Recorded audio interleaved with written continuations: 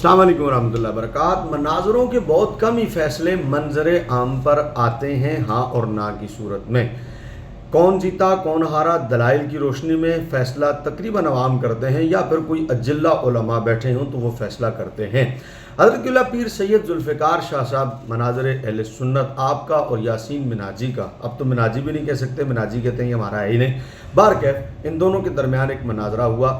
बदकिस्मती उसमें यह है कि सामने कोई आलिम नहीं था या कोई फ़ैसला करने वाला नहीं था। उवैस रब्बानी साहब ने अपने ताईं बहुत अच्छी कोशिश की लेकिन वो फ़ैसला करने की लाजमी पोजीशन में बाहर सूरत नहीं थे।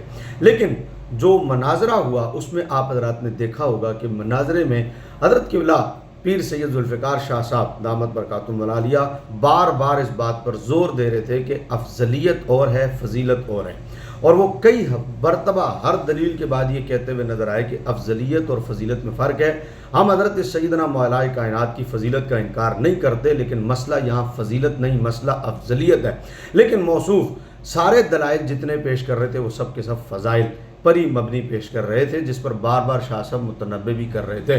लेकिन जब पास कुछ ना हो और पल्ले कुछ ना हो तो फिर ऐसा ही होता है जैसा यासीन मिनाजी मनाजरे के दौरान उस सारी डिबेट के दौरान कर रहा था।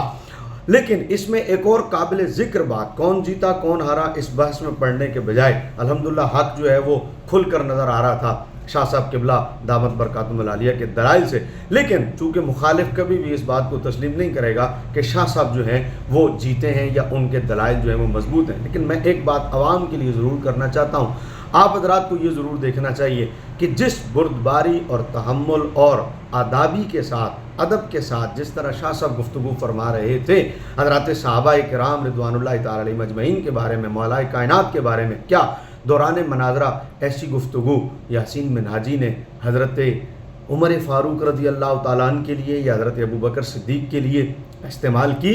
क्या ये अल्फाज कहना उस मनाजरे में या उस डिबेट में मुनासिब थे? औरत आ रहा था और मर्द जा रही थी, क्या ये अल्फाज हैं जो सहाबा के लिए बयान किए जाएं?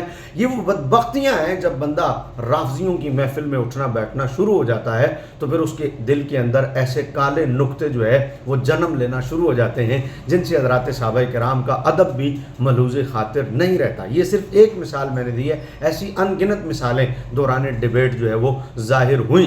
अल्हम्दुलिल्लाह हमारा मयार और मदार अदब है और अदब ही हमें पार लेके जाता है। उस पूरी गुफ्तगू के दौरान शाह साहब क़िबला ने जिस तहम्मुल का मुज़ाहरा किया और जिस अंदाज से मजबूत और कवी दलाइल पेश किए उस पर शाह साहब को मुबारकबाद पेश करता हूँ। अल्लाह आपका साया अहले सुन्नत पर हमेशा कायम व दायम रखे। शाह साहब अदब के साथ आदाब अर्ज़ है और बग़ैर आदाब के यासीन मिनाजी साहब बग़ैर आदाब के आदाब अर्ज़ है।